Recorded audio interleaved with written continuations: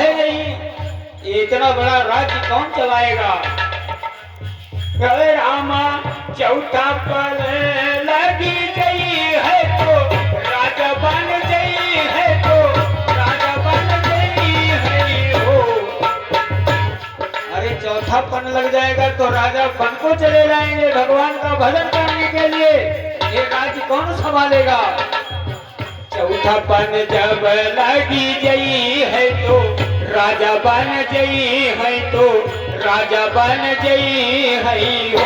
रामा बहुत बरस के पहले तो राजा रहे दशरथ हो।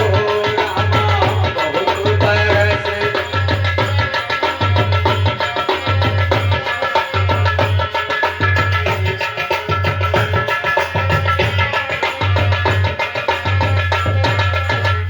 इस प्रकार वो तीनों रानियां कौशल्या, कैकेयी, सुमित्रा विचार करती है राजा के पद को चले जाएंगे, भगवान का भजन करेंगे तो ये राज्यपाट सब कौन संभालेगा।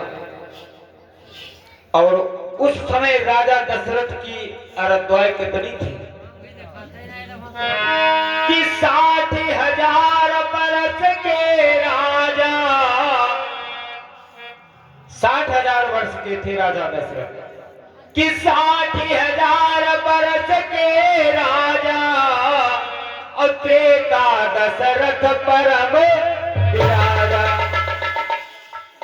लेकिन कोई पुत्र नहीं था। और इधर रावण क्या किया, रावण यही सोच रहा था कि राजा दशरथ के कोई पुत्र ना हो। रावण तमाली नाम पर्वत के ऊपर तपस्या कर रहा था, किसकी, ब्रह्मा जी की।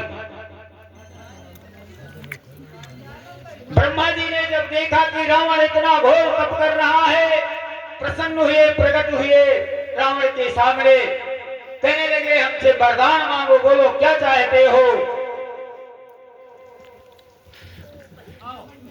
और वैसे तो बताया गया है मैं 3 रानियां है राजा दशरथ के, लेकिन 760 रानियां थी राजा दशरथ की, 760 रानियां थी। और रावण कहने लगा ब्रह्मा जी से किसी के कोई पुत्र ना हो।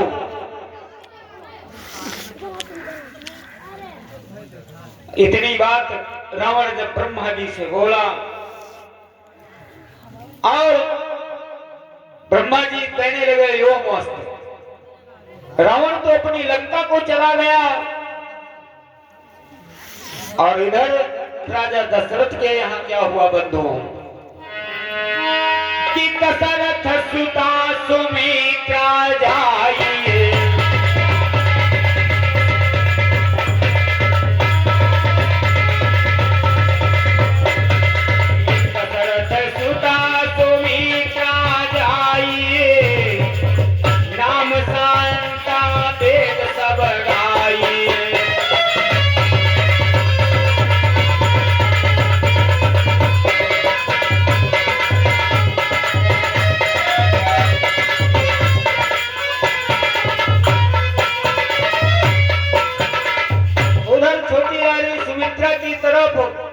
एक कन्या का जन्म हुआ, उसका नाम शांता था। और सो ब्याही श्रृंगी रीतिसा था, आगे भयो सुनो जो गाथा। इसकी शादी श्रृंगी ऋषि के साथ में राजा दशरथ ने कर दिया।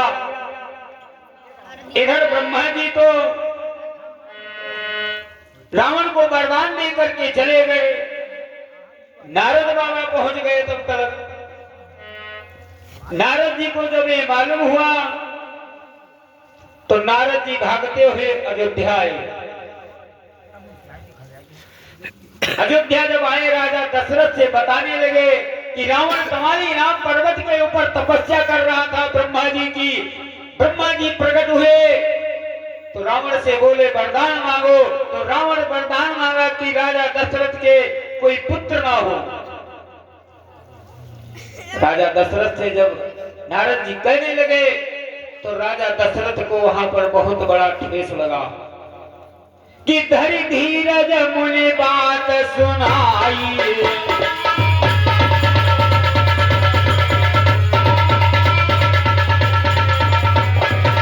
धरि धीरज मुनि बात सुनाई, औ भई गलानि मोरे सुतनाई।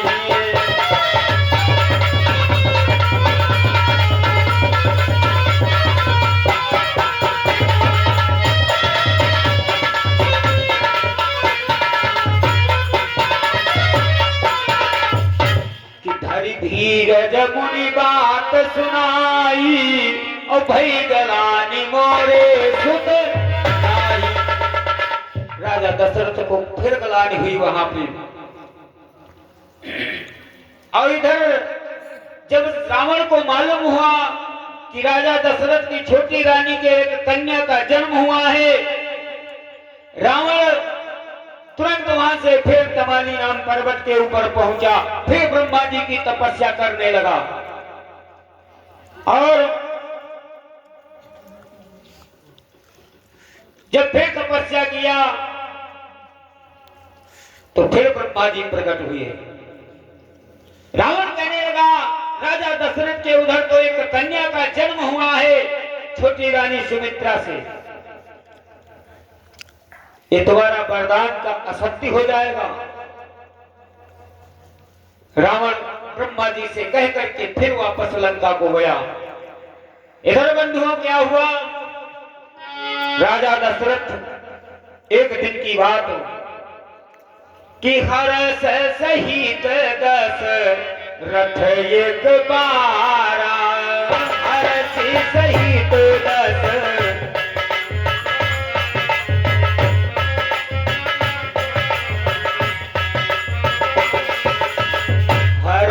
सहित दशरथ एक बारा, हर्ष सहित जंगल खेलन गए शिकारा, जंगल खेलन।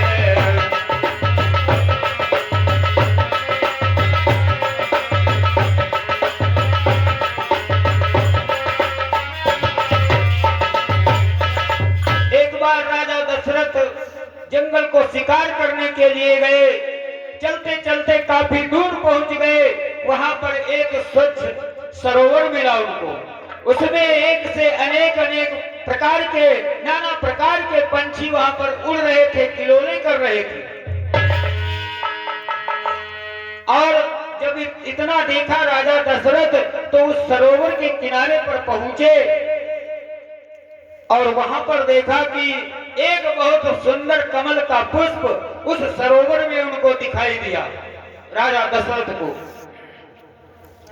जब दिखाई दिया तो राजा दशरथ विचार करने लगे, यदि ये पुष्प हमको मिल जाए तो कितनी अच्छी बात है।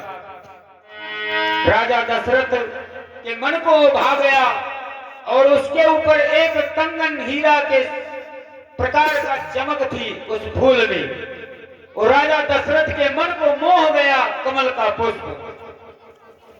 राजा दशरथ उसको तोड़ने के लिए सरोवर में प्रवेश करते हैं। जितना राजा दशरथ पुष्प की तरफ बढ़ते उतना कमल का फूल गहराई में बढ़ता जा रहा है। राजा दशरथ जब उसको नहीं पाए तो निकाला बाण तरकस से, अरे तकी तकी तीर मही बचलावा,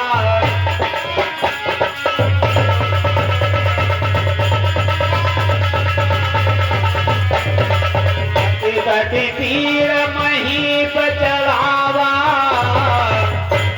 और कमल पुष्प हाथ नहीं आवा।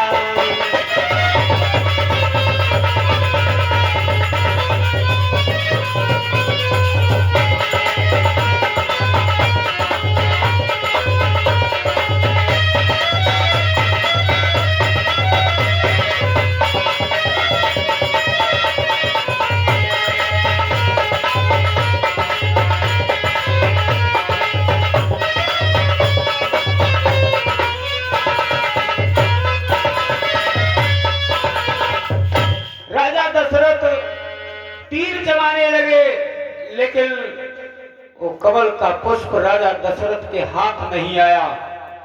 तो कमल के पुष्प से आवाज आती है। कौन सी आवाज आई?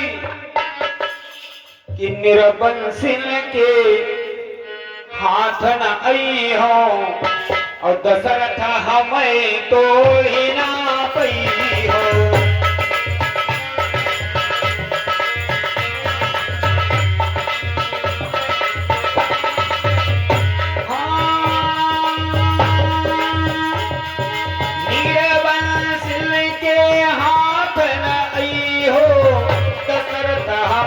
तो ना पई हो।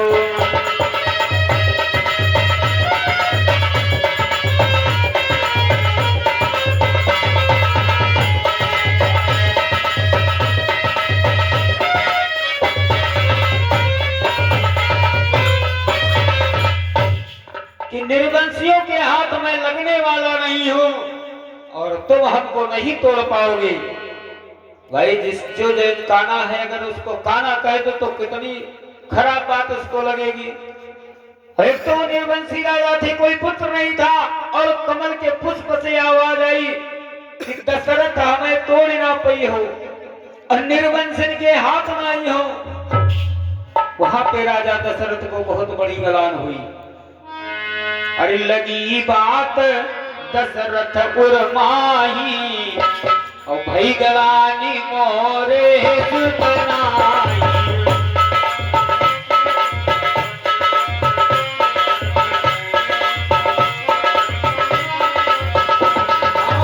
लगी बात दशरथ उर्माही भई गलानी मोरे सुतनाई।